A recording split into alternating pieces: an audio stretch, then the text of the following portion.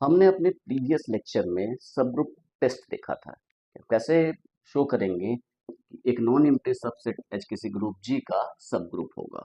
हमने देखा यदि A B belongs to H imply करे A B inverse belongs to H और ऑल ए बी के लिए, तो हम बोलेंगे एच जो है वो सब ग्रुप है जी का।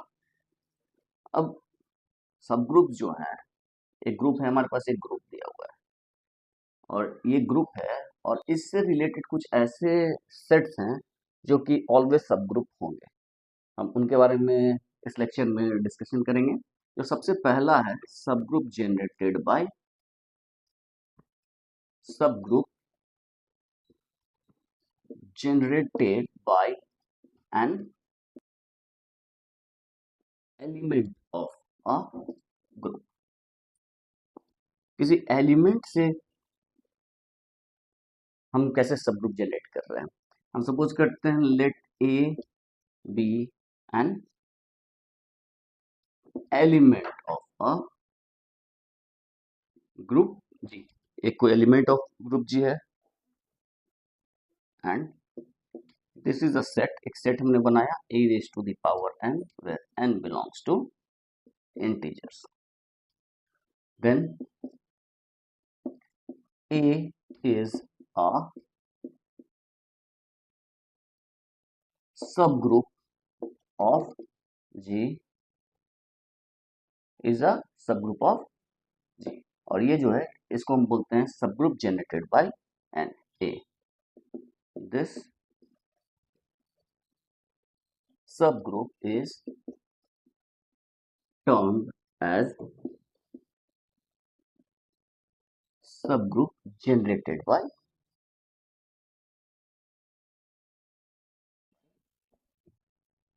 इसका मतलब है कि हर एक एलिमेंट जी का एक सबग्रुप जनरेट करेगा। अब क्वेश्चन अराइज होता है कि क्या यदि किसी ग्रुप जी में 10 एलिमेंट है तो क्या उसके 10 सब ग्रुप होंगे? तो आंसर इसका है नो। वो इसलिए क्योंकि एक सब ग्रुप दो एक एलिमेंट से ज्यादा एक से ज्यादा एलिमेंट सेम सब ग्रुप को जनरेट कर सकता है। किसी ग्रुप के कितने सब ग्रुप होंगे इसके बारे में डिस्कशन हम बाद में करेंगे।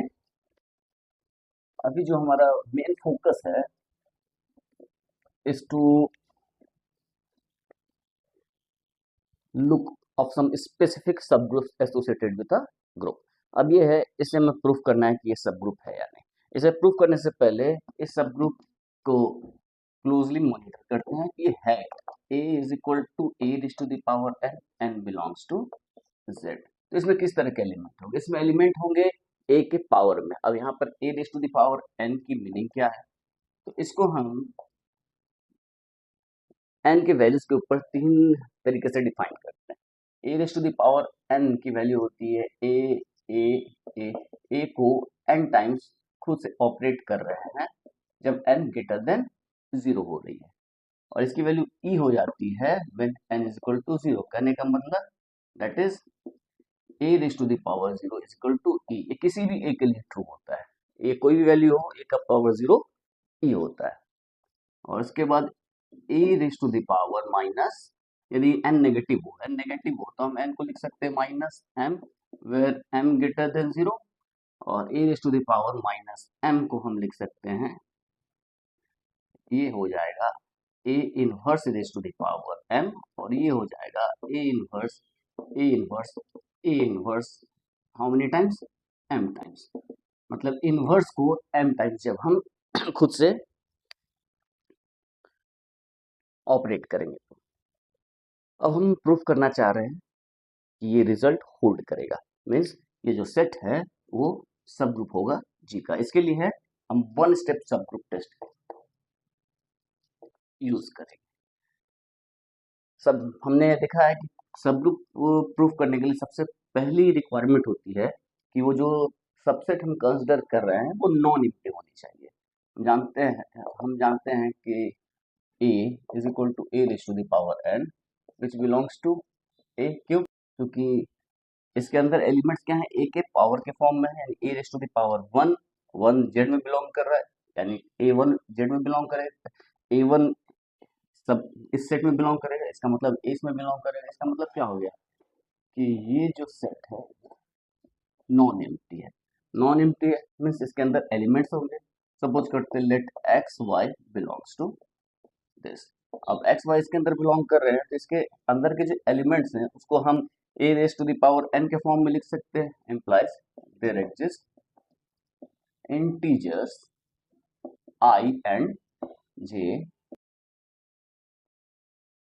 such that x is equal to a raised to the power I and y is equal to a raised to the power j. Now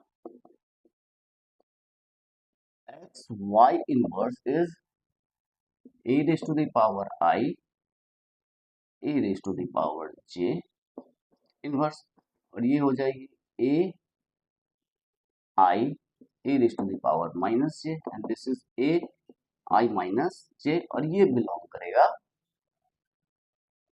a में। क्यों? क्योंकि since I minus j belong करेगा z में। दो integer का difference जो है वो एक इंटीजर ही होता है, तो I माइनस जे इंटीजर है यानी कि a raise to the power n का फॉर्म आ गया ये। Hence a I minus j a में बिलोंग करेगा। So by one step subgroup test a is a subgroup of, तो हमने शो कर दिया कि ये एक सब ग्रुप होगा। एक और बात है, इस चीज को हम ऐसे भी लिख सकते हैं, हमें यहाँ पर एक एलिमेंट था। अब जब एक से ज्यादा एलिमेंट हो, हमने एक एलिमेंट से सब ग्रुप जनरेट करना भी सीखा, क्या हम एक से ज्यादा एलिमेंट से भी सब ग्रुप जनरेट कर सकते हैं? तो क्वेश्चन है हाँ, द आंसर इज यस।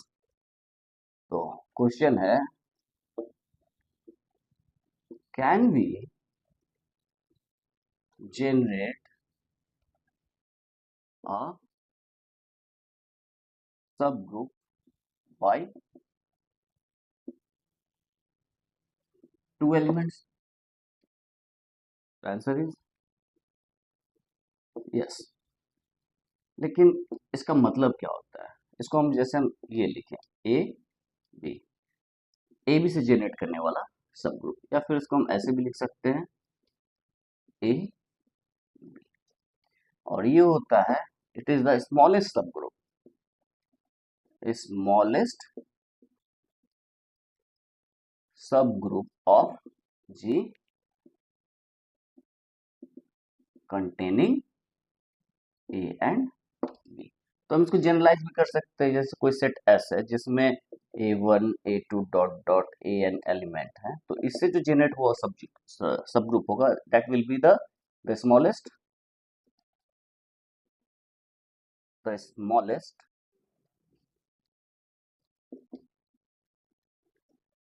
सब group of G containing A1 A2 dot dot n. तो ये होता है subgroup generated by set. किसी सेट से हम क्या जनरेट करते हैं, और हम देखेंगे जब हम ये चीज जो है सिर्फ एक एलिमेंट की बात करें तो ये यानी कि subgroup smallest subgroup the smallest subgroup generated by a होगा, एंड यही बन जाता है a raise to the power n, n belongs to. ठीक है, तो ये हमने देखा subgroup generated by and element. Next in the line is जो दूसरा सब ग्रुप है एसोसिएटेड किसी ग्रुप के साथ, वो है centre, centre of a group.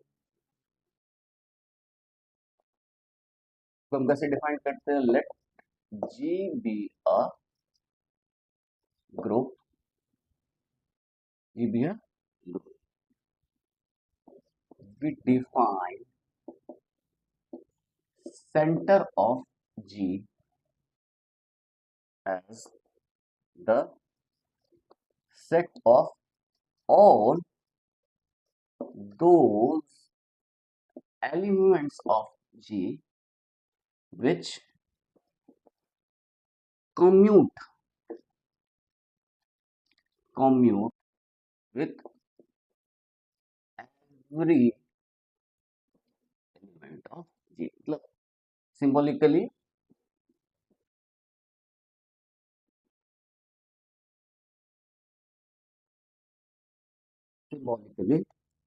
इसे हम ZG से रिप्रेजेंट करते हैं और ये होता है ऐसे एलिमेंट्स G के those elements of G which commute with every element of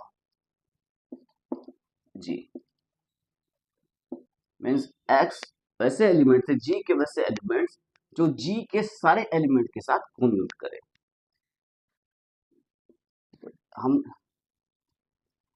it is easy to show that this is a subgroup of G। Question answer है ये हम रिजल्ट कह सकते हैं कि show that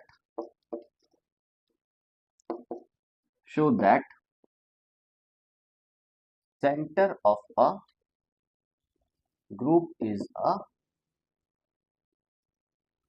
subgroup of the group।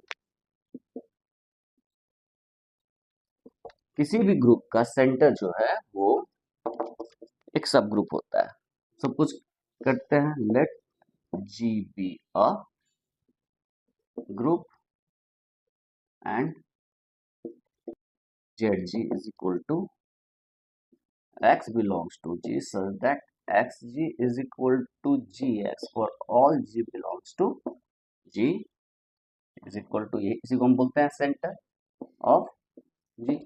हमें show करना है कि ये सब ग्रुप है तो one step subgroup test use करते हैं और एक खास बात है since EX is equal to XE for all X belongs to G identity element हर एक एलिमेंट के साथ कम्यूट करता है ये वैल्यू क्या हो जाती है X हो जाती है is equal to X for all X belongs to G। इसका मतलब है कि E जो है आइडेंटिटी एलिमेंट जो है वो सेंटर में बिलोंग करेगा and this implies ZG is non empty. ये नॉन एम्प्टी है।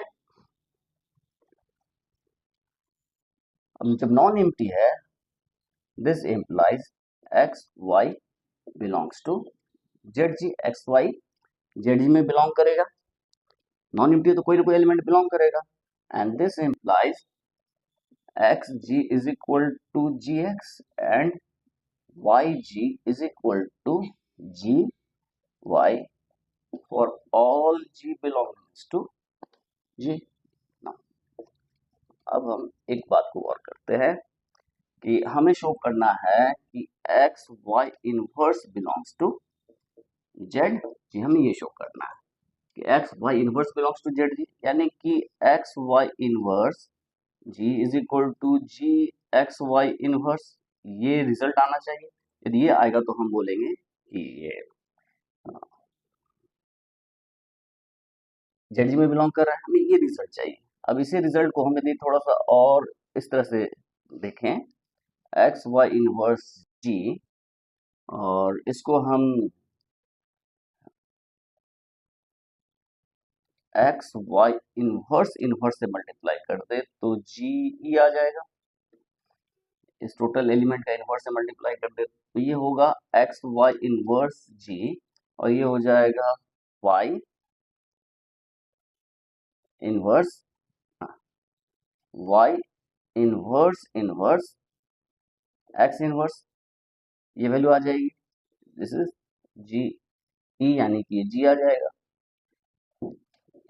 ये रिजल्ट आएगा। तो हम जानते हैं कि XY inverse is Y inverse X inverse. ये रिवर्स हो जाता है जब इनवर्स प्रोडक्ट का इनवर्स लेते हैं तो इनवर्स का प्रोडक्ट हो जाता है रिवर्स में इनवर्स का प्रोडक्ट हो जाता है।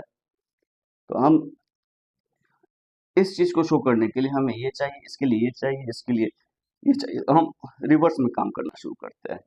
नाउ वी हैव हम लेते हैं XY inverse G x Y inverse inverse, इसकी वैल्यू क्या होगी? तो इसकी वैल्यू होती है एक्स वाई इनवर्स जी, और ये हो जाएगा Y inverse inverse X for all G belongs to G, हर एक जी के लिए ट्रू होगा।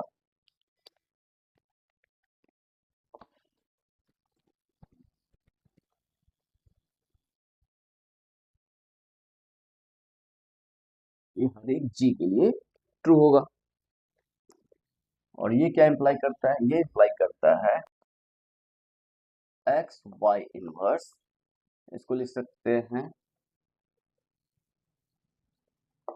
जी एक्स वाई इनवर्स इनवर्स, ये वैल्यू आ जाएगी, यहाँ पर हो जाएगा ये एक्स वाई इनवर्स और वाई जी वाई एक्स इनवर्स। हमने इसका इनवर्स किया था, इसका इनवर्स छूटा था, इस पे भी इनवर्स लगेगा। For all G belongs to G, हर एक जी के लिए ट्रू होगा। ये वैल्यू क्या हो जाएगी? एक्स वाई इनवर्स, और इसको जी वाई है, जी वाई को हम वाई जी लिख सकते हैं यूजिंग 1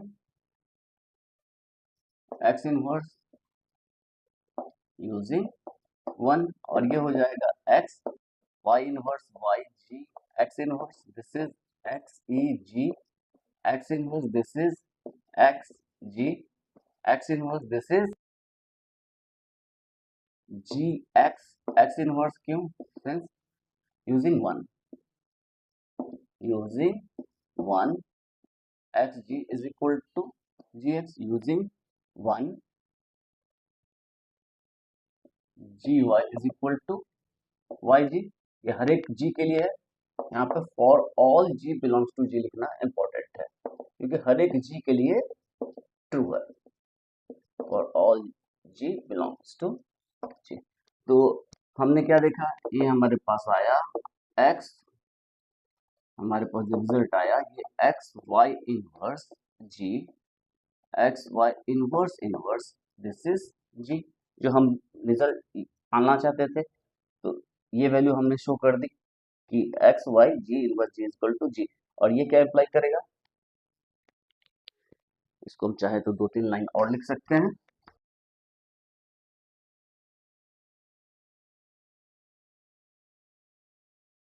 अब इसको हम 2 लाइन और लिख सकते हैं। इसको क्या लिख सकते हैं? एक्स वाई इनवर्स जी और एक्स वाई इनवर्स इनवर्स, इसको एक्स वाई इनवर्स से मल्टीप्लाई कर देते हैं तो जी एक्स वाई इनवर्स हो जाएगा, and this is X Y inverse G is equal to into ये ई हो जाएगा, and this is G X Y inverse, means X Y inverse G is equal to G of X Y inverse for all G belongs to G, for all G belongs to G, for all G belongs to G. तो इससे क्या निकला? तो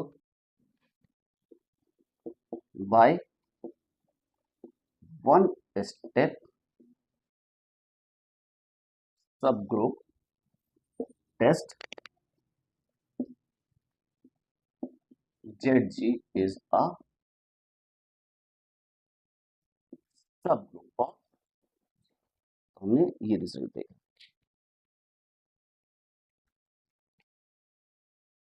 इसके बाद B है normaliser and normaliser या सेंट्रलाइजर। तो नेक्स्ट पार्ट में हम इससे एसोसिएटेड सब ग्रुप जो 2 और हैं उनके बारे में डिस्कस करेंगे।